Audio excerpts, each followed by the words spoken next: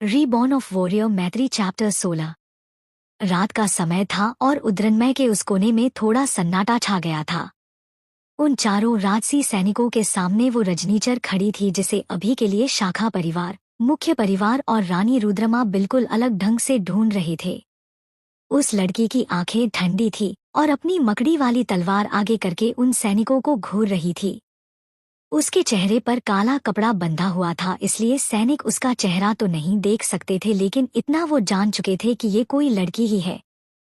इसी बीच वो रजनीचर आगे बढ़ी और उसने कहा, कुछ समय पहले, अर्थात 1 वर्ष पहले, यहाँ रुद्रनमय में एक हत्याकांड हुआ था और एक परिवार को जीवित जला दिया गया था। मुझे जानना है कि उस अग्निकांड में कौन कौन सम्मिलित था। यदि तुम लोगों ने मुझे सत्य बता दिया तो मैं तुम सबको जाने दूंगी, पर यदि तुम मुझे बताने में असफल रहे तो। लड़की ने अपनी तलवार घुमा दी, मृत्यु तुम्हें अपनी शरण में ले। सैनिक एक एक कदम पीछे हट रहे थे। संख्या में वो 4 थे, परंतु उन्होंने जो उस रजनीचर के बारे में सुना था, संख्या का कोई अंतर नहीं पड़ता था। आज तक जो भी राजसी सैनिकों उससे मिला था, वे मृत पाया गया था और उसके पर तलवार से मकड़ी के जाले का एक चिन्ह बना हुआ होता था। रजनीचर ने एक गहरी सांस ली, तो तुम नहीं बताओगे? प्रतीत होता है कि तुम लोगों को अपने प्राणों से इतना अधिक प्रेम नहीं है। कहते हुए उसने तलवार घुमाई और तान कर आगे कर दी, तुम्हारी इच्छा। अचानक से एक सैनिक ने साहस करके सीधा चिल्लाते हुए उस रजनीचर पर आक्रमण कर दिया। रजनीचर की आंखों की पुतलियां उसकी तरफ घूमी। अगले ही पर उसने अपना दायां हाथ पीठ पीछे कर लिया और बाएं हाथ में अपनी तलवार घुमाई। सैनिक ने अपनी तलवार से उस पर आक्रमण किया, परंतु अगले ही पल रजनीचर ने अपना चेहरा पीछे किया और बिजली की तेजी से घूमकर वो सैनिक के सामने निकल गई। सैनिक को एक तेज झटका लगा, लेकिन जब तक वो कुछ समझ पाता, उसका पेट पूरा कट चुका था। उस सैनिक ने अपने पेट की तरफ देखा और अगले ही पल वो सीधा धरातल पर जा गिरा। रजनीचर घूमकर सिर झुकाए खड़ी हो गई। उसकी तलवार की नोक धरातल की तरफ थी, जिससे खून नीचे टपक रहा था। बाकी के तीनों सैनिक घबरा गए, लेकिन फिर तीनों ने एक दूसरे की तरफ देखा। अगले ही पल उन्होंने एक साथ रजनीचर पर आक्रमण किया। रजनीचर हल्की सी हंस पड़ी, मूर्ख, और उसने अपनी तलवार घुमा दी।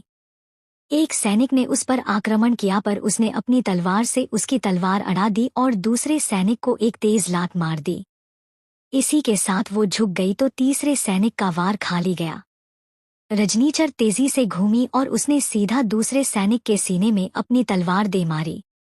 खून के छींटे उसके चेहरे पर पड़ गए। तीसरे सैनिक ने उस पर वार किया, पर रजनीचर ने अपनी तलवार को छोड़कर पीठ पर घुमाया और दाएं हाथ से पकड़कर उसे एकदम से सीधा सैनिक के गले को चीर डाला। सैनिक की आंखें बड़ी हुईं और वो एकदम से नीचे जा गिरा। रजनीचर आराम से खड़ी रही और फिर रक्त से सनी तलवार लेकर वो सीधा अंतिम सैनिक की तरफ पलटी। अंतिम सैनिक अपनी तलवार को कांपते हुए हाथ से पकड़कर उसी की तरफ देख रहा था। रजनीचर की आंखें सिकुड़ गई, तुम अभी भी प्रहार करने का साहस रखते हो? सैनिक और अधिक कांप उठा। अचानक से उसने अपनी तलवार पेट दी और वो वहां से भागने लगा। रजनीचर ने एक लंबी सांस खींची और अगले ही पल उसने अपनी कमर से चाकू निकालकर उस भाग रहे सैनिक की ओर दे मारा। निशाना अचूक था। वो सैनिक के कंधे को भेदते हुए उसके आर पार निकल गया और अगले ही पल सैनिक नीचे गिर गया। उसके मुंह से झाग निकल आई। रजनीचर ने ठंडे स्वर में कहा, तुम चाकू से तो बच सकते हो, परंतु उस पर लगे कालविश से कदापि नहीं बच सकते हो। इतना कहकर उसने एक दृष्टि उस बूढ़े के ऊपर डाली जो एक कोने में सिमटा हुआ उसी की तरफ देख रहा था। रजनीचर बिना उससे कुछ कहे जाने लगी कि तभी बूढ़ा उठ खड़ा हुआ, तुम आरोहरंगी कबीले के उस अंतिम परिवार के हत्याकांड के संदर्भ में जानने आई हो क्या, जिसे 1 वर्ष पहले मार दिया गया था? रजनीचर रुक गई। उसने पलटकर बूढ़े की तरफ देखा तो बूढ़े ने कहा, हमें तो ऐसा लगा था कि वो परिवार ही अंतिम बचा है। क्या तुम भी आरोहरंगी कबीले से हो? वो परिवार अंतिम नहीं था।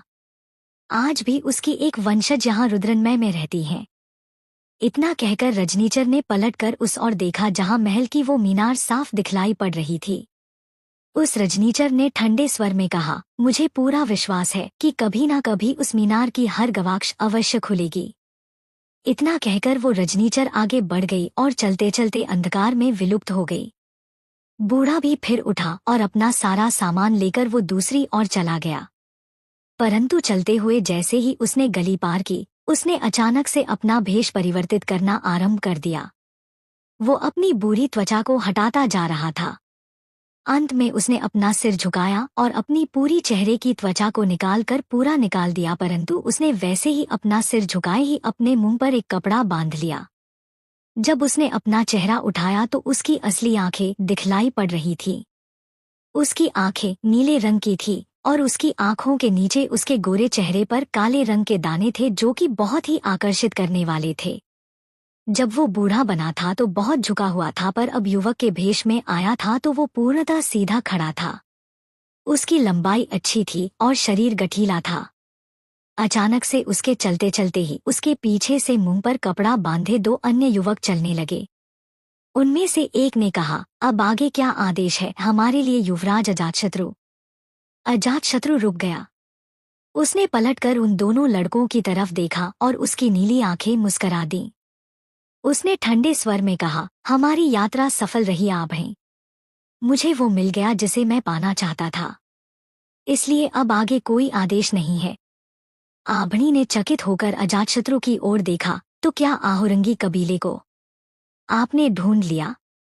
नहीं, परंतु इतना ज्ञात हो गया कि 1 वर्ष पूर्व हुए उस हत्याकांड में जिस परिवार की मृत्यु हुई थी, वो आहुरंगी कबीले का अंतिम वंशज नहीं था। अंतिम वंशज कोई और है जिसे पाना हमारे लिए अति आवश्यक है। आभणी के पास खड़े दूसरे युवक ने कहा, क्या वो कोई ऐसा है जिसका हम अपहरण नहीं कर सकते हैं? अजातशत्रु हंस पड़ा, ऐसा कोई नहीं है इस संसार में श्लोकी जिसे मैं पाना चाहूं और ना पा सकूं। जो इंसान मेरी हट बन जाते हैं, मैं उन्हें पाकर ही रहता हूं। ये तुम्हें भी ज्ञात है, परंतु यदि मैं किसी वस्तु को इतनी सरलता से पा लूं तो उसका क्या ही आनंद रह जाएगा? नहीं, कदापि नहीं। जीवन में अपने आनंद के लिए दूसरों को जीवन में हलचल मचाना बहुत आवश्यक होता है, नहीं तो जीवन नीरस बन जाता है और नीरस जीवन जीने की अपेक्षा में एक आनंदमयी मृत्यु अधिक पसंद करूंगा। आभणी और श्लोकी चुप हो गए।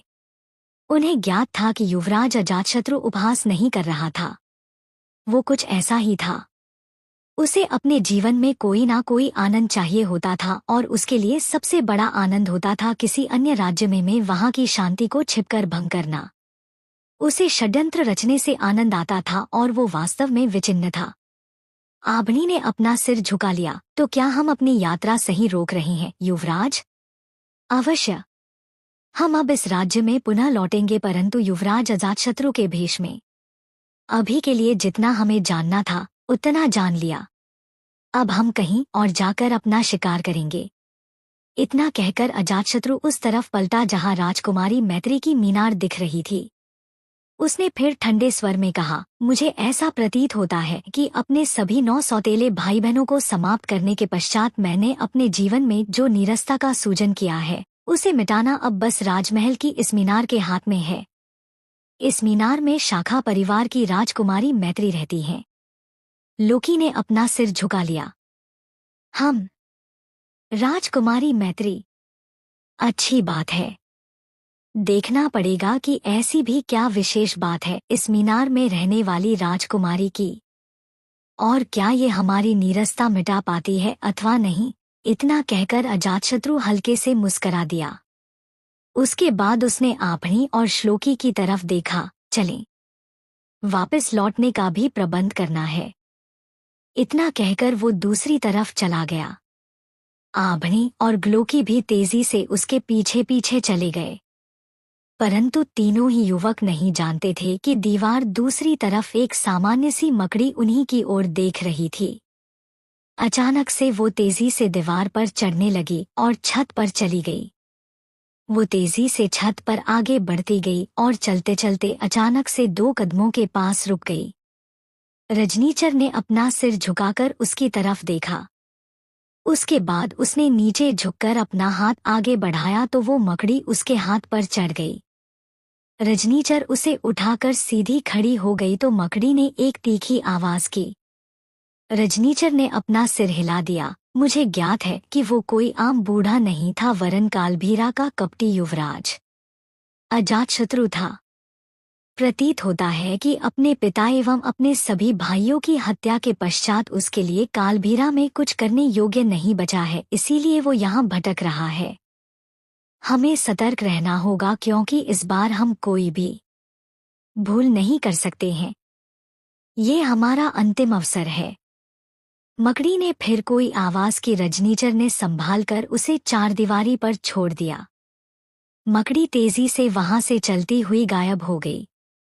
इसी बीच रजनीचर पलटकर पुनः सामने देखने लगी। वहां एक लंबे समय पश्चात मीनार की सबसे ऊपरी मंजिल पर रोशनी दिखलाई पड़ रही थी और खिड़की के आवरण खुले हुए थे। रात का समय था और उस मीनार के भीतर अपने कक्ष में शशक बैठी हुई थी। वो सामने उन संदूकों को देख रही थी जिनके भीतर रानी कृष्णा का सारा सामान था। हालांकि कोई खास सामान नहीं था, लेकिन शशक को फिर भी वो बहुत खास लग रहा था। फिर उसने एक लंबी सांस छोड़ी। वाह! यकीन नहीं होता कि मैत्री कितनी ज्यादा बेवकूफ हो सकती है। उसकी माँ की निशानियां थे और उसने कोई विरोध नहीं किया जब उनको फेंका गया। माना कि यार तुम शांतनु में बिजी थी, लेकिन ऐसी भी कोई खास शक्ल नहीं थी उसकी कि तुम बाकी चीजों को भूल जाओ। I am really feeling sad for Rani Krishna. इतना कहकर उसने अपना सिर हिला दिया और वो उठ खड़ी हुई। उसके बाद वो सारा सामान टटोलने लगी और इसी बीच उसे कुछ बर्तन मिले, कुछ चित्र मिले और साथ में रानी कृष्णा के कुछ वस्त्र और कुछ आभूषण मिले। फिर उसने और ज्यादा टटोला तो उसे एक किताब मिली जिसे हाथ से लिखा गया था, आरोही सुखारी दुखारी रासो। शशक की आंखें सिकुड़ गईं। उसने दूसरी पुस्तक खोली तो वो कोई काव्य था जिसमें रुद्रन्मय का वर्णन किया गया था, पर वो कोई ऐसी बोली थी जिसे समझना शशक के वश की बात नहीं थी। शशक ने एक लंबी सांस छोड़ी और उसके बाद उसने किताबों को संभाल कर रख दिया। फिर उसने उस खाली संदूक को उठाना चाहा कि उसमें कोई आवाज हुई। शशक की भवें सिकुड़ गईं। उसने उस संदूक को हिलाया तो दोबारा एक आवाज हुई। शशक ने वापस संदूक को रखा और उसका लाल कपड़ा उठाया, लेकिन उसके अंदर कुछ नहीं था। शशक ने दोबारा संदूक को हिलाया तो उसमें दोबारा कुछ आवाज आई। शशक पूरे ध्यान से संदूक को देखने लगी। उसकी जगह कोई और होता तो शायद छोड़ देता, लेकिन शशक ने पूरी किताब पढ़ी थी। उसे पता था कि इस किताब में ऐसा कुछ नहीं जिसका कोई मतलब ना हो, और अगर इस संदूक में कुछ आवाज कर रहा है तो इसका कोई ना कोई मतलब जरूर है। शशक ने उस संदूक को अच्छे से देखा तो उसने पाया कि अंदर की तरफ से एक धागे जैसा कुछ निकला हुआ है। शशक ने उसे खरोचा तो वो पूरा निकल आया। शशक ने उसके पूरा खींच दिया तो एक ढक्कन की तरह तला निकल आया। क्या बात है रानी कृष्णा, आप तो छा गई। डब्बे के अंदर डब्बा बनाकर रखा है आपने। शशक ने इतना कहा और उस तले को ऊपर उठा दिया। अंदर दृष्टि पड़ते ही उसकी आंखें बड़ी हो गईं। अंदर एक जूड़ा सिलाई थी जिसे शशक काफी अच्छे से जानती थी। ये रानी कृष्णा की जूड़ा सिलाई थी जिसे उनकी माता ने उन्हें दिया था। ये बहुत लंबे समय से रानी कृष्णा के परिवार के पास थी। वाह, ये यहाँ पर क्या कर रही है? ओ माई गॉड, इट्स सो ब्यूटीफुल। इतना कहकर शशक ने उसे उठा लिया। वो एक काले रंग की जूड़ा सिलाई थी। ये आगे से चांदी की शशक हुई थी और खूब लंबी और नुकीली थी। उसके ठीक पीछे एक काले रंग की तलवार जैसी मूठ शशक हुई थी जिससे दो लटकन लटक रही थी। लटकन के अंत में ढेर सारे काले धागे की शशक हुई फुंदके थी और जिस धागे से वो लटक रही थी उस पर चांदी के 3-3 फूल लगाए गए थे। शशक की आंखें चमक उठी थीं। किताब में इसे बहुत अच्छे से लिखा गया था और ये सच में बहुत सुंदर थी। शशक ने एक लंबी सांस छोड़ी। रानी कृष्णा ने संभवतः इसे इसलिए यहाँ रखा था क्योंकि उन्हें विश्वास था कि उनकी बेटी इस जूड़ा सिलाई को ढूंढ लेगी, पर नहीं। मैत्री एक नंबर की बेवकूफ और डरपोक राजकुमारी निकली। सोचते हुए शशक ने उस सिलाई को कसकर पकड़ लिया। इसी बीच कक्ष के अंदर की तरफ सुंदेश्वरी की आवाज आई, राजकुमारी शशक, आपके लिए स्नान हेतु गर्म पानी तैयार है। शशक ने उस तरफ देखा, तुम शेष सामान रख दो सैंडी, मैं अभी आ रही हूँ। अवश्य राजकुमारी शशक। सुंदेश्वरी की आवाज आई तो शशक मुस्करा दी। उसी से नाम अब सच में अच्छा लग रहा था। सोचते हुए वो खड़ी हुई और उसके बाद वो खिड़की के पास जाकर खड़ी हो गई। उसके बाद वो तुक से तुक भिड़ाने लगी, मैं किताब पढ़ रही थी और उसके बाद उस मकड़ी ने जाल बुना। फिर मैं जाल के जरिए सीधा वहां पहुंची जहां पर विश्वे और सतैवीर की फाइट हो रही थी, यानी कि कहानी फिर से पीछे पास्ट में आई है। मेरे यहाँ आने के बाद सभी ने कहा कि मैत्री गायब है सुबह से। जितना मुझे याद है, मैत्री निकली तो थी उस दिन कहीं ना कहीं जाने के लिए, लेकिन फिर उसे वापस दिखाया गया था। हम तो अब फिर वो कहाँ पर है और मैं यहाँ क्यों हूँ? और सारे के सारे कैरेक्टर मेरी रियल लाइफ से मैच कर रहे हैं भाई साहब। आखिर चल क्या रहा है यहाँ पर? इतना कहकर शशक ने अपना सिर खिड़की से टिका लिया। वो सब कुछ सोचने में लगी ही थी कि तभी उसे कुछ आवाजें सुनाई पड़ी। उसने तुरंत बगीचे के दूसरी तरफ देखा तो उसकी आंखों फैल गई, अबे सांड का पंजा, ये क्या चल रहा है बे? इतना कहकर वो हैरानी से नीचे के दृश्य को देखने लगी। मीनार की खिड़की के ठीक नीचे राजकुमार विशिष्ट ज्ञान खड़ा था, जिसकी बाजू को राजकुमारी शीलवती ने कसकर पकड़ा हुआ था। आगे क्या मोड़ लेगी ये कहानी, जानने के लिए अगले भाग का इंतजार करें। रीबॉर्न ऑफ वॉरियर मैत्री चैप्टर 18। रात का समय था जब राजमहल की सभी मशालें और दिए जला दिए गए थे। सारा राजमहल रोशनी से नहा चुका था। इसी बीच विशिष्ट ज्ञान ने अपना सिर हिला दिया और वो वहां से जाने लगा कि तभी अचानक उसके सामने खड़ी शीलवती ने उसकी बाह पकड़ ली। विशिष्ट ज्ञान ने पलटकर उसकी तरफ देखा और फिर शीलवती की तरफ तो शीलवती ने कहा, क्या आप मेरी बात का विश्वास नहीं करेंगे? मैं सत्य कह रही हूँ कि राजकुमार शांतनु की तलवार पर विष लगा हुआ है। यदि इस संदर्भ में मुझे ज्ञात होता तो मैं अवश्य ही आपको इस संदर्भ में बतला देती। मेरा विश्वास करिए राजकुमार विशिष्ट ज्ञान। राजकुमारी शीलवती, बात यहाँ पर विश्वास अथवा अविश्वास की नहीं है। मैं आपको पहले भी कह चुका हूँ और अब भी बतला रहा हूँ। आप क्या करती और क्या नहीं, इस बात से कोई अंतर नहीं पड़ता है। वैसे भी मेरा विश्वास जीतना आपके लिए तनिक भी आवश्यक नहीं है, विशिष्ट ज्ञान ने कहा और अपनी बाह छुड़ा ली। शीलवती ने एक लंबी सांस छोड़ी और फिर विशिष्ट ज्ञान की तरफ देखा। मैत्री का तो मैं समझ सकती हूँ, परंतु आपको क्या हुआ है राजकुमार विशिष्ट ज्ञान? आप मेरे साथ इस प्रकार का व्यवहार क्यों कर रहे हैं? किस प्रकार का व्यवहार कर रहा हूँ मैं? विशिष्ट ज्ञान ने अपनी बाईं भव उठ दी। यूं इस प्रकार की कठोरता कर रहे हैं आप मेरे साथ? जब से आप उस पहाड़ी से लौटे हैं, आपका व्यवहार पूर्णतः परिवर्तित हो गया है। कहाँ आप सदैव मुझसे मिलने के लिए आते थे और अब आप और मैत्री के साथ ये मित्रता कैसी है आपकी? आप तो एक दूसरे से बात तक नहीं करते थे। उन्होंने मेरे प्राण बचाए हैं राजकुमारी शीलवती। यदि राजकुमारी मैत्री नहीं होती तो आपको ज्ञात होना चाहिए कि वो राजकुमार शांतनु के पीछे किस प्रकार से पड़ी हुई है। हो सकता है कि ये भी उसका कोई षड्यंत्र हो जिसमें वो आपका उपयोग करना चाहती हो। विशिष्ट ज्ञान ने हल्के से सांस छोड़ी और फिर कहा, यदि राजकुमारी मैत्री कोई षड्यंत्र कर भी रही हैं, तो मैं संभाल लूंगा। उसके संदर्भ में आप चिंता ना करें, मैं स्वयं संभाल सकता हूँ। और हाँ, आपका इस प्रकार मुझसे भेंट करने आना सही नहीं है, क्योंकि आप शांतनु की वाग्दत्ता हैं। और मैं आपकी मित्र भी हूँ। आप ही ने कहा था कि मैं आपकी विशेष मित्र हूँ, परंतु आज आपने भरे दरबार में मैत्री का पक्ष लिया। क्यों ना लूं मैं? उन्होंने अपने प्राणों को संकट में डाला मेरे लिए। राजकुमार विशिष्ट ज्ञान। राजकुमारी शीलवती।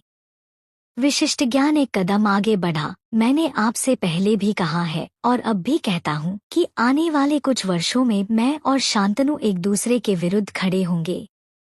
इसलिए आप उनकी वाग्दत्ता होने का कर्तव्य निभाइए, क्योंकि वो पथ आपने अपने लिए चुना है, ना कि मैंने। आपका ऐसा करना आवश्यक है। क्या अवश्य? क्योंकि जीवन में सबको एक जैसा कुछ नहीं मिलता है। संभव है कि जो वस्तु आपके लिए तनिक भी उपयोगी ना हो, यूं ही आपके पास पड़ी हो, वो किसी के लिए जीवनदान हो। संभव है कि जिस वस्तु को आपने अपने जन्म के साथ पा लिया हो, दूसरों को उसे पाने के लिए प्रतिदिन मृत्यु से टकराना पड़े। शीलवती चकित होकर उसे देखती ही रह गई। ये लो विशिष्ट ज्ञान नहीं था जो इतने दिनों से उसके सामने आता रहा था। उसके सामने आने वाला विशिष्ट ज्ञान सदैव उसके साथ सौम्यता से संवाद करता था। वो शीलवती का मित्र था, परंतु आज ना जाने उसे क्या ही हो गया था। वो उसके संग विचित्र व्यवहार कर रहा था। फिर शीलवती ने अपना सिर हिला दिया और कुछ कहना चाहा कि एक तेज सीटी बजी और विशिष्ट ज्ञान और शीलवती दोनों ही चौंक उठे।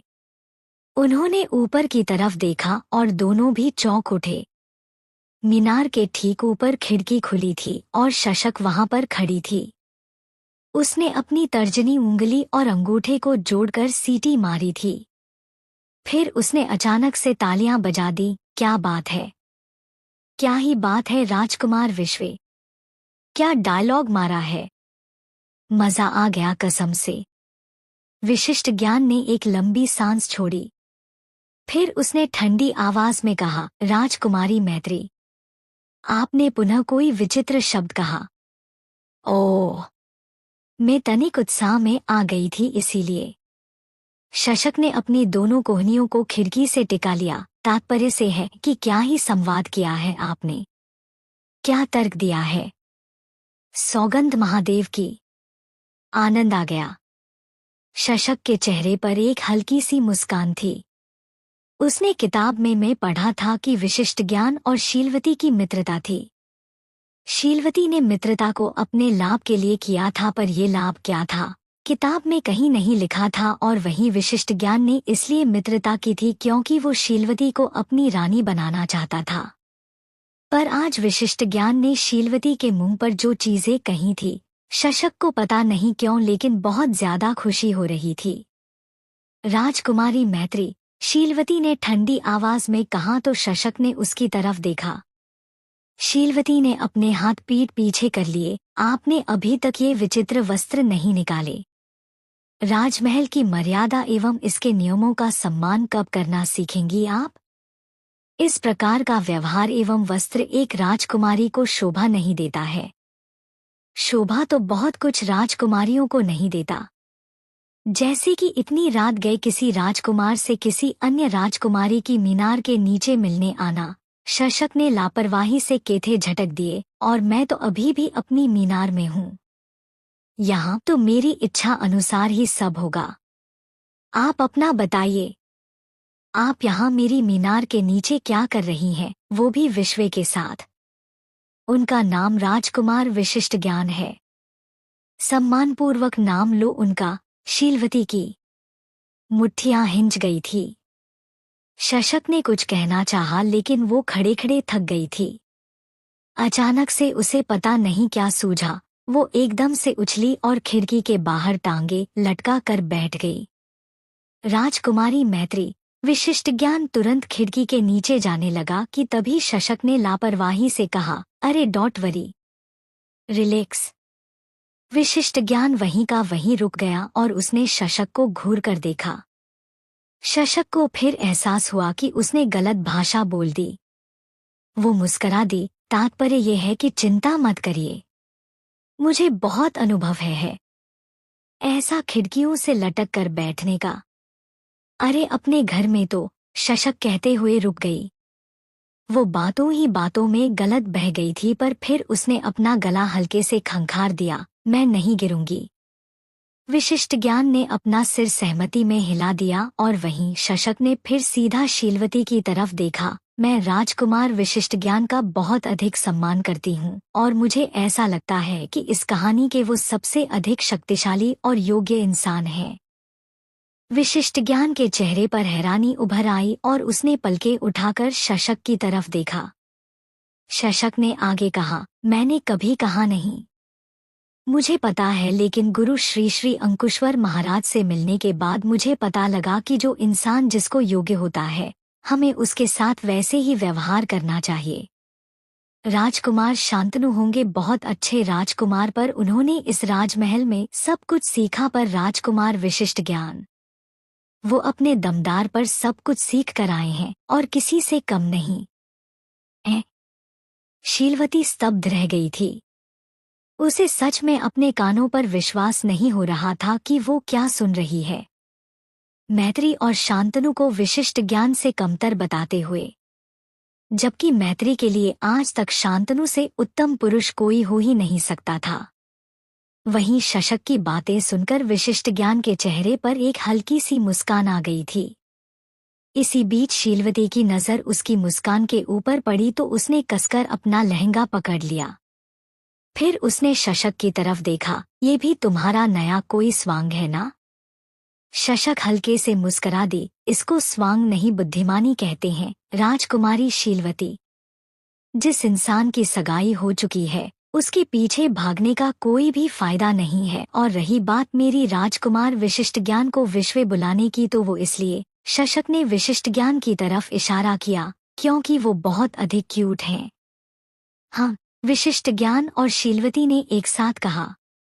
इससे पहले कि शशक कुछ कहती, उसके ठीक पीछे से सुंदेश्वरी की आवाज आई, राजकुमारी। हाँ जी, कहते हुए शशक एकदम से पीछे पलटी ही थी कि अचानक से खिड़की से लड़खड़ा कर लो सीधा कमरे के अंदर जा गिरी।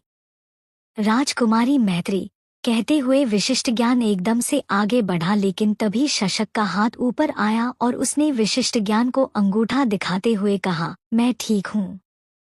विशिष्ट ज्ञान की भवें सिकुड़ गई। तो इसमें आप हमें अपना अंगूठा क्यों दिखा रही हैं?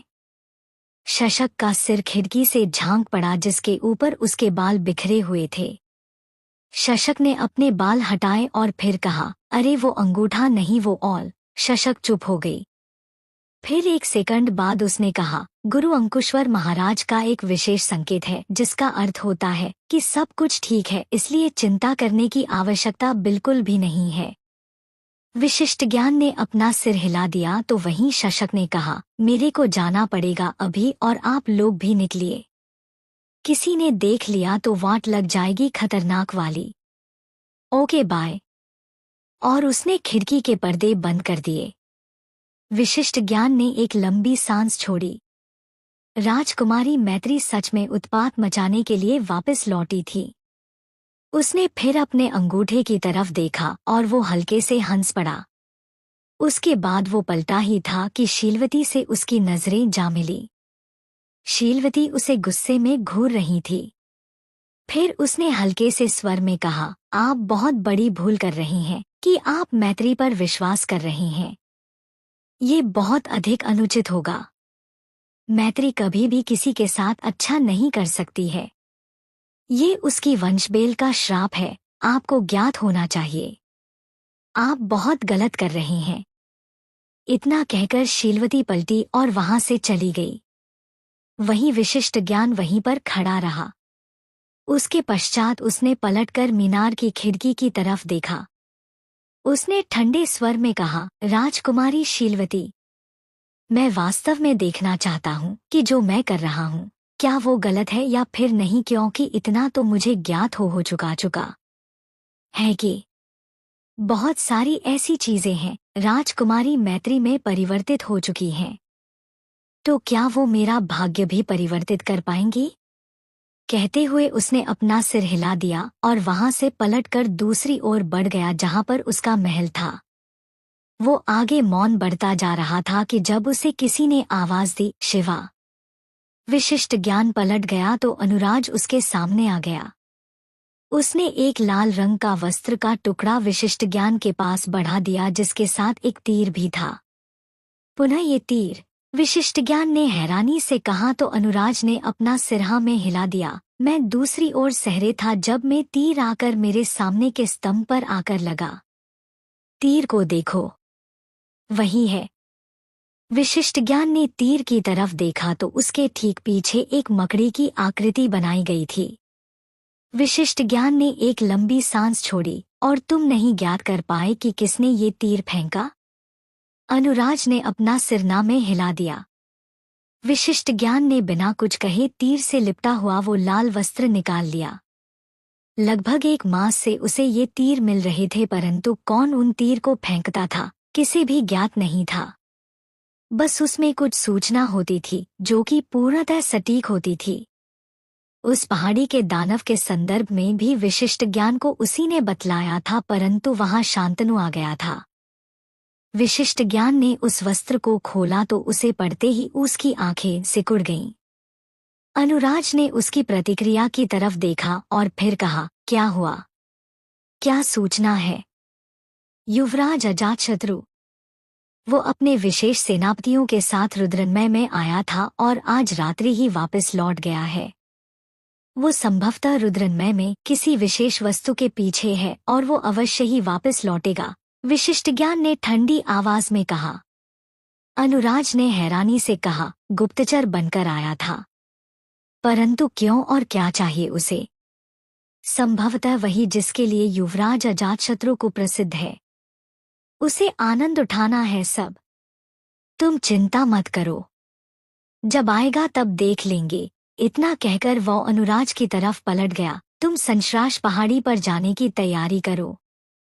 वहां के दानव को मार गिराना बहुत आवश्यक है यदि हमें खाई का मार्ग खोलना है तो। परंतु हमें उस दानव के संदर्भ में कुछ ज्ञात नहीं है। यदि इस प्रकार हम बिना किसी उचित तैयारी के मेरी शक्तियों पर विश्वास रखो अनुराज, मैं संभाल लूंगा। तुम केवल प्रबंध करो। अनुराज ने अपना सिर हिला दिया तो विशिष्ट ज्ञान ने दोबारा उस लाल वस्त्र की तरफ देखा। हालांकि सब कुछ वैसा ही था, परंतु ना जाने क्यों विशिष्ट ज्ञान को ऐसा लग रहा था कि आज के वस्त्र लिखावट हल्की सी भिन्न है और साथ में किसी भी दानव के संदर्भ में नहीं वरन अजातशत्रु के संदर्भ में सूचना थी। क्या जो कोई भी उस तक सूचना पहुंचाता आ रहा है उसने अपना ढंग परिवर्तित कर लिया है अथवा वो इंसान ही परिवर्तित हो गया है? वहीं मीनार के भीतर खिड़की के पास शशक उठ खड़ी हुई। उसकी कोहनी में हल्की सी लगी थी पर वो ठीक थी। उसने अपने कपड़े झाड़े कि इसी बीच सुंदेश्वरी वहां पर आ गई। राजकुमारी शशक? हाँ। क्या हुआ? शशक ने पलटकर उसकी तरफ देखा जो सुंदेश्वरी ने कहा। आपको क्या हुआ? क्या आप ठीक हैं? एकदम फर्स्ट क्लास, शशक ने तपाक से कहा तो सुंदेश्वरी उलझन में उसे देखती रही। शशक ने एक गहरी सांस छोड़ी। तात्पर्य ये है कि मैं ठीक हूं। तुम चिंता मत करो, हमने आपको लिए वस्त्र निकाल दिए हैं, आप इन्हें पहन लीजिए। सुंदेश्वरी ने एक और इशारा किया और शशक ने उस तरफ देखा। उसकी आंखें फैल गई। मुझे सोना है, ना कि किसी राजा महाराजा की बारात में निकलना है। क्या है ये? इससे ज्यादा तो कोई हीरा ना चमके कभी। शशक के सामने एक बड़ा ज्यादा चटकते हुए लाल रंग का लहंगा और चोली पड़े हुए थे जिस पर अनेक रंग की कढ़ाई हुई थी। साथ में कुछ आभूषण भी थे। सुंदेश्वरी ने फिर उलझन में कहा, परंतु राजकुमारी, आपको तो इसी प्रकार के वस्त्र पसंद है ना जो आपको सबके सामने भिन्न दिखाएं। अरे कतई जोकर लगूंगी मैं भिन्न दिखने के चक्कर में। इतना लाल तो साला गुलाब नहीं होता है जितना लाल ये लहंगा हो रखा है। किसी के खून से डाई करवाया क्या? शशक एकदम से चिढ़ गई। सुंदेश्वरी बेचारी क्या कहती? आधी बातें तो उसके पल्ले ही नहीं पड़ रही थी कि शशक क्या कहे जा रही थी। शशक ने अपना सिर हिला दिया। एक काम करो, एक काला कुर्ता, एक चूड़ीदार, साथ में वो होता है ना, वो जो ऐसे कुर्ते की तरह होता है पर आगे है पूरा खुला होता है और उसे हम कुर्ते के ऊपर पहनते हैं, फिर ऐसे कमर पर कमरबंद से बांधते हैं। अंगरखा। हाँ, वो ले आओ जाओ। क्या आप वैसे वस्त्र पहनेंगी? क्यों, मनाही है कोई? नहीं, परंतु आप वैसे वस्त्र पहनती नहीं है ना। तो अब पहनूंगी ना। जाओ तुम लेकर आओ यार। शशक के आदेश पर सुंदेश्वरी ने अपना सिर झुकाया और फिर वहां से चली गई। शशक फिर दोबारा बिस्तर पर बैठ गई। राजकुमारी मैत्री, यार तुम ऐसी क्यों थी? तुम्हारा मम्मी द रानी कृष्णा इतनी खतरनाक रानी और योद्धा थी और तुम कतई निकम्मी, नकारा और मूर्खता का खतरनाक लेवल क्रॉस करके बैठी थी। क्या यार तुम भी? इतना कहकर शशक ने अपना सिर हिलाया और फिर अपनी जेबों को टटोला। उसमें एक में फोन था, लेकिन शशक ने जब उसे निकाला तो उसमें कोई सिग्नल नहीं था। काश यहाँ पर कोई टावर होता। साला क्या फायदा है तेरे होने का? इतना कहकर शशक ने उसे स्विच ऑफ किया और चुपचाप पावर बैंक के साथ बैग में डाल लिया। उसके बाद उसने दूसरी जेब टटोली तो उसकी भवें सिकुड़ गईं। उसने जेब में हाथ डालकर उसे निकाला तो वही चेन और वही लॉकेट था जो उसने साहित्य के लिए बनाया था, एक मंडाला वृत्त। उसके कदम एक और वर्ण जिसके भीतर एक तलवार शशक थी और अंदर वाले वृत्त और बाहर वाले वृत्त को 8 अनंत चिन्ह जोड़ रहे थे। शशक कुछ देर उसको देखती रही और फिर अचानक से वो उठ खड़ी हुई। उस कमरे में रानी कृष्णा का एक बड़ा सा आईना रखा हुआ था जो कि बहुत दुर्लभ लकड़ी से बनाया गया था। उसे यहाँ तक लाने में बहुत सारे मजदूर लगे थे और वो बहुत सुंदर था। शशक उसके सामने खड़ी हो गई और उसने तो लॉकेट गले में डालकर कहा, you are your best friend Shashak. Fighting. Shashak अपने हाथ की मुट्ठी भींच ली और फिर पलटी ही थी कि तभी अचानक से वो एकदम से उसने शीशे से टक्कर खा गई। शशक ने संभलने के लिए शीशा पकड़ लिया और वो संभल गई। शशक ने एक लंबी सांस ली और फिर वो सीधी खड़ी हो गई।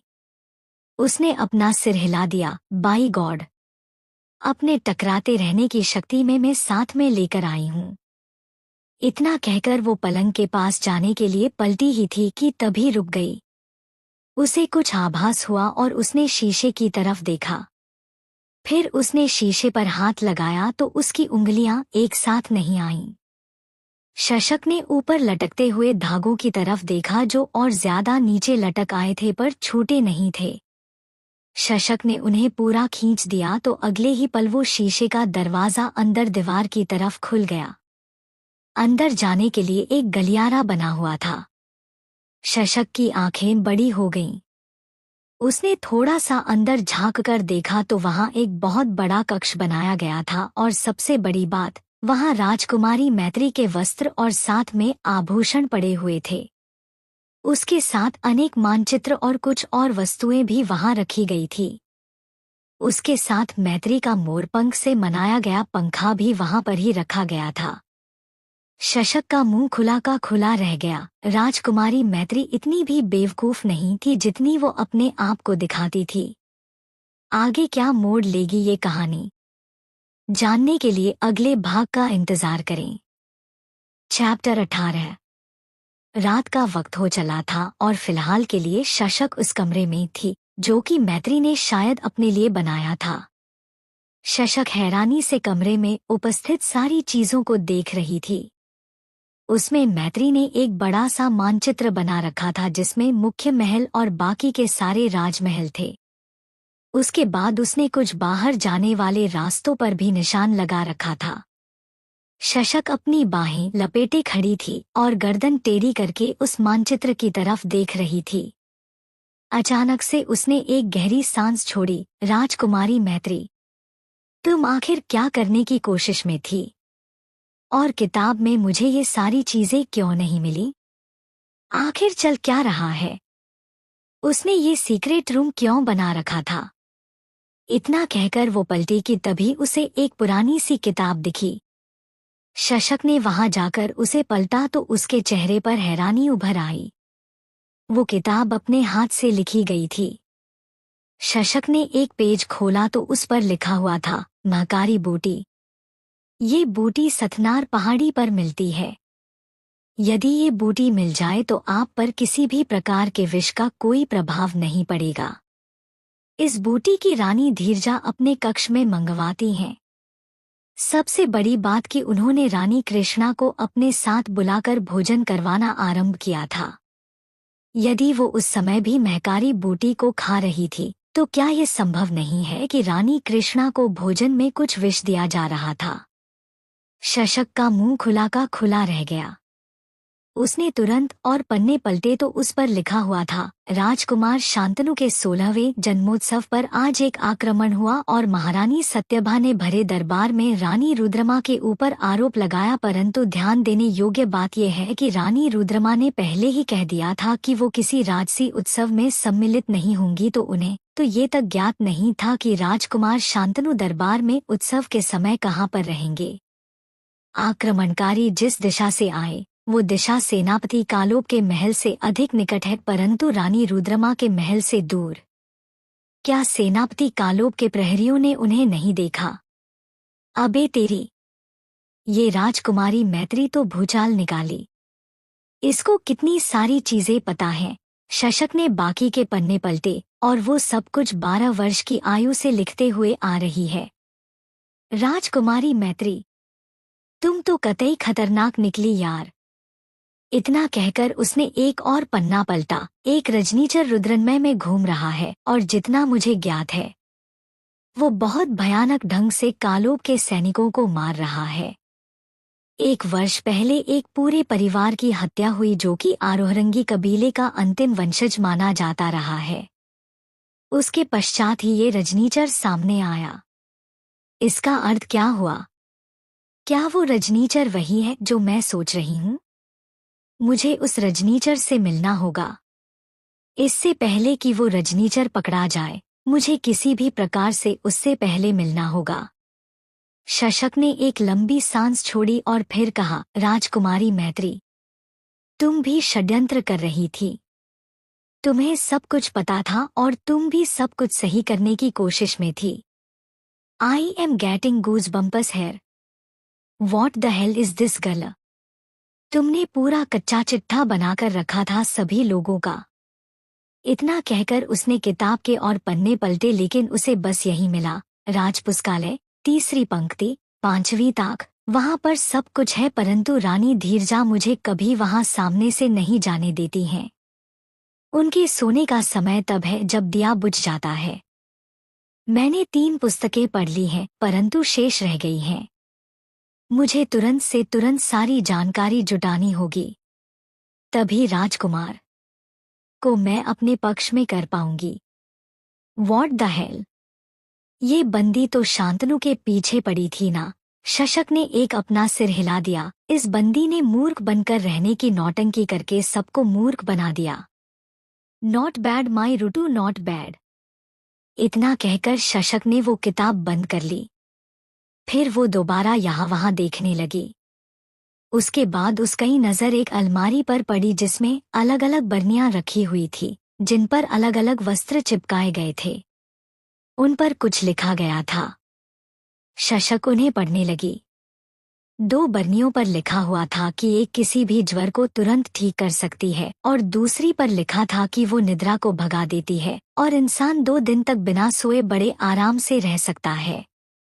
तीसरी बरनी पर लिखा था कि ये इंसान की ऊर्जा को बनाए रखता है। दवाई कड़वी है, पर फिर भी अगर थकान से बचना है तो इस दवाई को चबा चबा कर खाना बहुत जरूरी है। 1 मिनट, शशक को कुछ खटका हुआ। राजकुमारी मैत्री को कभी सोते हुए नहीं दिखलाया गया था। उसके पास कोई पावर नहीं थी, लेकिन फिर भी वो बड़े आराम से इतनी लंबी लंबी यात्राएं कर लेती थी। इसका मतलब कि वो इन औषधियों का सेवन कर रही थी। भाई साहब, ये लड़की तो कमाल का कैरेक्टर निकली। उसके बाद शशक चौथी बरनी की तरफ बढ़ी तो उस पर लिखा था, ये औषधि इंसान को क्षण भर में अचेत कर सकती है, परंतु इसके लिए इसका किसी इंसान के भीतर जाना आवश्यक है। इसे किसी शस्त्र पर लगाना आवश्यक है ताकि आपके एक वार भर से वो अचेत हो सके। शशक ने हैरानी से उस बरनी की तरफ देखा। उसकी बगल में छोटी छोटी शीशियां रखी हुई थी। शायद वो इसलिए थी ताकि मैत्री इन औषधियों को बाहर भी ले जा सके। वो कुछ अलग अलग रंगों से जड़ी हुई थी और वो उन रंगों के वस्त्र थे जिन रंगों के वस्त्र मैत्री स्वयं पहना करती थी। शशक के चेहरे पर एक तिरछी मुस्कान आ गई। आना, तो मैत्री इसलिए इतने चटकीले रंग पहनती थी क्योंकि वो इन शीशियों के साथ रख सके। फिजिकली वो कमजोर थी इसलिए उसने ये तरीका निकाला था। इतने चटकीले रंग के कपड़ों में कोई इन शीशियों को नोटिस नहीं करता और मैत्री आराम से अपना काम करती रहती। इतना कहकर शशक ने अपना सिर झुका लिया और दो जोर जोर से हंसने लगी। कहाँ उसने राजकुमारी मैत्री को सबसे ज्यादा मूर्ख सोचा था, लेकिन राजकुमारी मैत्री भी कम खतरनाक नहीं थी। आखिर थी तो वो भी अपनी ही माँ की बेटी। बस एक बात थी कि अगर वो शशक की तरह मजबूत होती और शशक की ही तरह उसने आत्मरक्षा के गुर सीखे होते तो वो चीजों को और अच्छे ढंग से कर सकती थी, लेकिन वो जन्म से ही कमजोर थी। इतना सोचकर शशक ने उन सभी बरनियों पर हाथ फिराया। चिंता मत करो, तुम मेरे जैसी दिखती हो और रानी कृष्णा मेरी माँ की तरह दिखती थी, इसलिए मैं वही करूंगी जो तुम करना चाहती थी। मुझे नहीं पता कि इस वक्त तुम कहाँ हो, लेकिन ट्रस्ट मी, जब तक तुम लौटोगी तो यहाँ काफी कुछ बदल चुका होगा।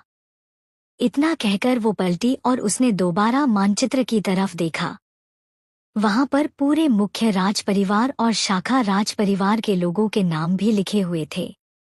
उसके आगे मैत्री ने ये भी लिखा हुआ था कि वो किस विधा में सबसे अधिक योग्य हैं। शशक ने सारे नाम पढ़े और फिर उसकी नजर राजकुमार शांतनु पर अड़ गई। शशक को अभी भी एक बात समझ नहीं आई कि मैत्री अगर शांतनु से इतना ही प्यार करती थी तो क्यों उसने किताब में शांतनु के बारे में कुछ क्यों नहीं लिखा। मैत्री ने कुछ बातें विशिष्ट ज्ञान के बारे में लिखी थी, लेकिन फिलहाल के लिए उस किताब में शांतनु के लिए कुछ भी खास नहीं लिखा था। मैत्री ने आखिर ऐसा क्यों? सुबह का समय था जब रुद्रन्मय में सूरज उग आया था। शशक अभी भी उस गोला पलंग पर मुंह के बल लेटी हुई थी। मांस की खिड़की से जब सूरज की किरणें उस पर पड़ी तो उसकी आंखें सिकुड़ गई। उसने बगल बगल में रखे हुए तकिए को अपनी आंखों पर रख लिया और जोर से चिल्लाई, सा। माँ में उठ गई। चा आये। कोई उत्तर नहीं आया। उसने फिर दोबारा से बगल में हाथ मारा कि वो मेज पर रखे फोन को उठा सके, लेकिन बदले में उसका हाथ एक पुरानी मूर्ति पर पड़ा। शशक की आंखें एकदम से खुल गईं। वो एकदम से उठ बैठी और उसने आसपास देखा। फिर उसे याद आया कि वो किताब में फंसी हुई है। शशक ने एक गहरी सांस ली और अपने हाथों में अपना सिर पकड़ लिया। हाश डैम इट, इधर किताब में चाय भी नहीं मिलेगी। सबसे बड़ा दुख तो यही है। उतनी कहकर शशक ने अपनी गर्दन घुमाकर उसके शीशे की तरफ देखा। इतना तो उसे पता चल गया था कि इस कमरे के बारे में सुंदेश्वरी या फिर किसी अन्य सेवक को कुछ पता नहीं था, क्योंकि शशक उस शीशे के सामने खड़ी थी जब सुंदेश्वरी आई थी, लेकिन उसने कोई खास प्रतिक्रिया नहीं दी थी। शशक ने फिर चुपचाप स्नान किया था और बालों को उसके सुंदेश्वरी ने भाप से सुखा दिया था। फिर शशक पलंग पर कूदकर सो गई थी। शशक ने एक तेज अंगड़ाई ली और फिर वो जाकर शीशे के सामने खड़ी हो गई। उसने एक काले रंग का बंद गले वाला गोल कुर्ता पहन रखा था। उसके ऊपर उसने एक काले रंग का कंधे तक की बाजुओं वाला अंगरखा पहन लिया था जिसके किनारे पर लाल रंग का गोटा लगा हुआ था। साथ में उसने एक काले रंग का चूड़ीदार पहन रखा था। शशक ने अपने आप को देखकर एक हल्की सी सीटी बजाई और फिर कहा, क्या लग रही हो यार तुम शशक। अगर कभी मैं वापस लौटी तो कसम से ऐसा ही कॉस्ट्यूम बनवाऊंगी। इतना कहकर उसने पलटकर दूसरी तरफ देखा तो वहां जूते रखे हुए थे, पर बात ये थी कि ये जूते शशक के लिए बिल्कुल ही सहज नहीं थे। ऐसे जूते राजकुमारियां पहनती थी और शशक को पता था कि उसने पहने तो वो पक्का गिरेगी। शशक ने पलटकर दूसरी तरफ देखा जहां पर उसके स्पोर्ट्स शूज पड़े हुए थे। शशक ने सोच लिया था कि वो अपने लिए यहाँ भी विशेष प्रकार के जूते बनाएगी ताकि आराम से चल सके। इसी बीच दरवाजे पर दस्तक हुई और मुकुंदलाल की आवाज आई, राजकुमारी। शशक, क्या हम भीतर आ सकते हैं? हाँ, अंदर आ जाओ, शशक ने कहा और पलंग पर जाकर बैठ गई। दरवाजा खुला और मुकुंदलाल, जगदीश प्रसाद और उसके साथ साथ बटुकेश्वर भी वहां पर आ गए। उन्होंने अपना सिर झुका लिया। राजकुमारी जी, तो ये सब करने की जरूरत नहीं है। Be relax. शशक ने अपना हाथ हिला दिया तो तीनों ने तुरंत अपना सिर उठाकर शशक की तरफ देखा। तात्पर्य ये है कि मेरे सामने तुम लोग आराम से रह सकते हो। ये सब करने की जरूरत नहीं है। अपन लोग ही यहाँ पर एक दूसरे का सहारा है, तो ये सब रहने दिया करो, शशक ने लापरवाही से कहा। मुकुंदलाल मुस्करा दिया। आप अपनी माता की भांति व्यवहार कर रही हैं, राजकुमारी। वो भी हमसे इसी प्रकार का व्यवहार रखती हूँ। मैं ही उनकी तरह हूँ। मैगी, बस कुछ समय तक मेरी अक्ल पर पत्थर पड़ गए थे। बनी हल्के से मुस्करा दिया। मुझे तुम तीनों से एक काम है। अवश्य राजकुमारी, कहिए ना, जगदीश ने कहा तो शशक ने एक लंबी सांस छोड़ी। 1 साल पहले यहाँ एक परिवार का हत्याकांड हुआ था। उसे आरोहरंगी कबीले का अंतिम वंशज माना जाता है। उसके संदर्भ में किसको क्या ज्ञात है? यही कि रानी कृष्णा उस कबीले से जुड़ी हुई थी, परंतु प्रत्यक्ष रूप से नहीं। उनकी नानी की माता उस कबीले से थी, परंतु उस कबीले के बहुत कम लोग ही जीवित थे, परंतु पिछले वर्ष अंतिम वंशज मारे गए। बटुकेश्वर ने तुरंत कह दिया। शशक ने अपना सिर हिला दिया। विशिष्ट ज्ञान की आंख फूटने से पहले 1 साल का समय, यानी कि तब विशिष्ट ज्ञान था वापस लौटा था और उसने अपनी शक्तियों का परिचय दिया था। वहीं इसी के साथ उसी समय कालेभीरा में उस भसेड़ी राजकुमार अजातशत्रु ने अपने पिता को विष दिया था ना? साथ में अपने सभी सौतेले भाई बहनों को भी मार डाला था, शशक ने पूछा तो मुकुंद ने अपना सिर सहमति में हिला दिया। शशक फिर सोच में डूब गई। मैत्री ने विशिष्ट ज्ञान के वापस लौटकर आने के समय को अपनी किताब में एक मुख्य मोड़ लिखा है और साथ में कालभीरा का मानचित्र भी वहां पर उसने डाला था। यानी कि मैत्री लगातार इन सारी चीजों पर अपनी नजर बनाए हुए थी। शशक ने फिर तीनों की तरफ अपना सिर उठा दिया। उस हत्याकांड के बारे में तुम लोग क्या जानते हो? कुछ विशेष कोई भी नहीं जानता है राजकुमारी, जगदीश ने शांत स्वर में कहा। उस परिवार में रातों रात एक भयानक हत्याकांड हुआ और उसके पश्चात एक भयानक आगजनी हुई। कोई नहीं जानता है कि ये कार्य किसका था, परंतु हाँ, वहां सेनापति कालोब की सेना के विशेष तीर मिले थे। शशक की भवें सिकुड़ गई। और कोई इन्वेस्टिगेशन नहीं हुई क्या? जगदीश बेचारा उसका मुंह देखता रह गया तो शशक ने अपने आप को ढेर सारी गालियां मन ही मन निकाल ली। तात्पर्य ये है कि कोई जांच पड़ताल नहीं हुई क्या किसी भी चीज की?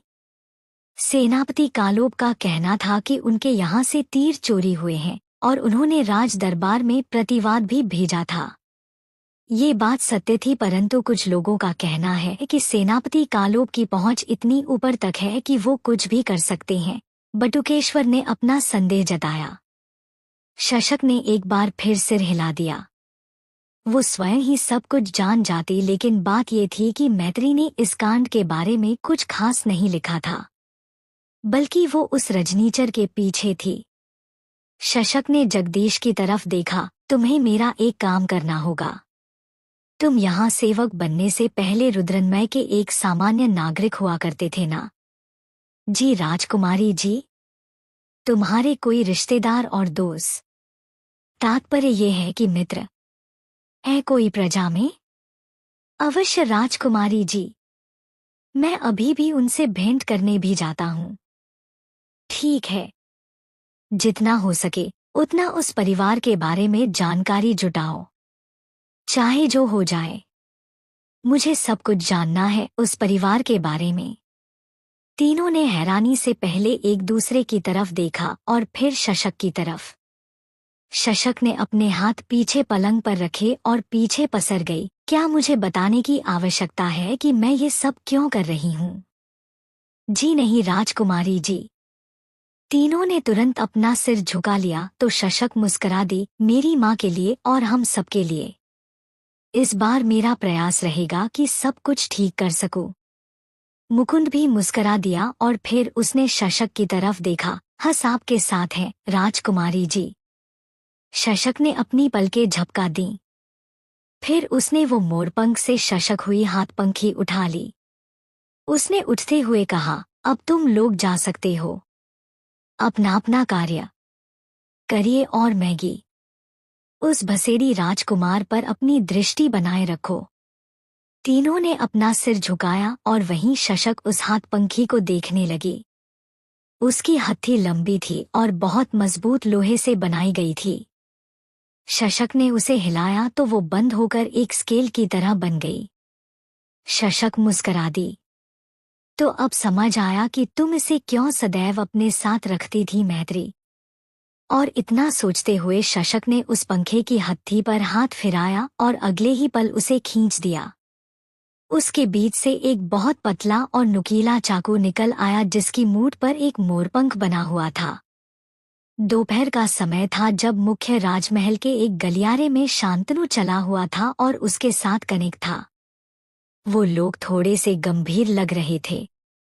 शांतनु ने ठंडी आवाज में कहा, तो तुम्हारे कहने का मतलब है कि कल उस रजनीचर ने हमारे और अधिक सैनिकों को मार डाला और हम लोग उसे नहीं पकड़ पाए?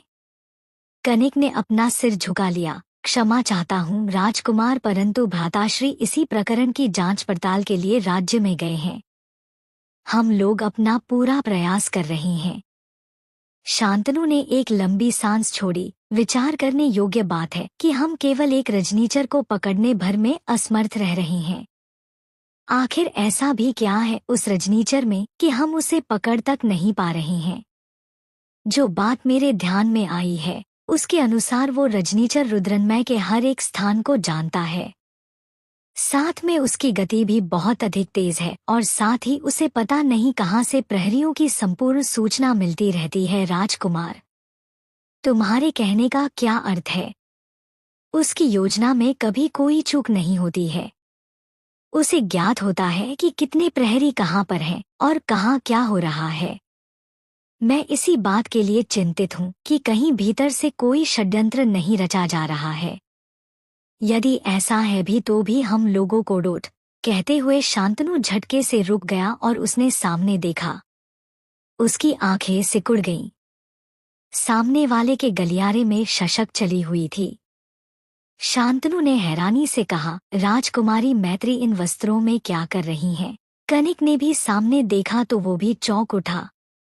कहाँ मैत्री सबको चटकीले रंग के लहंगा और ओढ़नियों में दिखती थी और कहाँ उसने योद्धाओं के वस्त्र पहन रखे थे, परंतु हाँ, उसने कवच नहीं पहना था। परंतु उसकी कलाइयों पर काले रंग के चमड़े के पट्टे बंधे हुए थे और उसकी कमर में भी एक चौड़ा काला चमड़े का कमरबंद बंधा हुआ था। उसके कानों तक कटे बाल आज उतने ज्यादा नहीं बिखरे हुए थे पर वो सच में विचित्र लग रही थी। वहीं शांतनु ने कुछ सोचा और अगले ही पल शशक की तरफ बढ़ गया। शशक अपनी धुन में मग्न चली हुई थी। वो धीरे धीरे से लगातार गाना गाते चली हुई थी। You can't stop me loving my self वो। तभी अचानक से शांतनु उसके सामने आकर रुक गया। राजकुमारी मैत्री। शशक ने एकदम उसकी तरफ देखा और फिर एकदम से हाथ उठा दिया। ओ शांतनु। हाय। शांतनु और कनिक ने हैरानी से उसकी तरफ देखा तो शशक ने अपना हाथ धीरे कर लिया और सिर झुकाते हुए कहा, प्रमाण राजकुमार शांतनु। आप यहाँ पर क्या कर रही हैं राजकुमारी? ये विद्या भवन है। शांतनु की आवाज में संदेह था। हम मुझे पता है। मैं तो बस लाइब्रेरी की तरफ जा रही थी। शशक ने तुरंत पुस्तकालय की तरफ इशारा कर दिया। दोनों लड़कों ने भी उस तरफ देखा और फिर शशक की तरफ देखते हुए हैरानी से कहा। शशक ने एक लंबी सांस छोड़ी। साला बैड लक ही खराब है मेरा। लेकिन दुर्भु को भी मैं कैसे गालियां निकालूं? हाय बेचारा कितना क्यूट था और कितना खुश भी था हैप्पी के साथ, लेकिन लेखक को कहाँ कपल की खुशियां बर्दाश्त होती हैं। निकम्मे लेखक। राजकुमारी मैत्री, आप क्या कहे जा रही हैं? शांतनु ने उसे ध्यान से देखा। पुस्तकालय। तात्पर्य यह है कि मैं पुस्तकालय जा रही हूँ। शशक ने लापरवाही से उत्तर दिया। आप वहां नहीं जा सकती हैं। कनिक ने तुरंत विरोध किया। क्यों हो? शशक की आंखें बड़ी हो गईं। इससे पहले कि कनिक कोई उत्तर देता, विशिष्ट ज्ञान भी वहां आकर खड़ा हो गया। मुझे नहीं लगता कि राजकुमारी मैत्री को इस बात की आज्ञा एक सेनापति से लेने की आवश्यकता है कि वो कहाँ जाएंगी और कहाँ नहीं। शशक ने तुरंत उसकी तरफ देखता तो उसकी भवें तुरंत उठ गईं।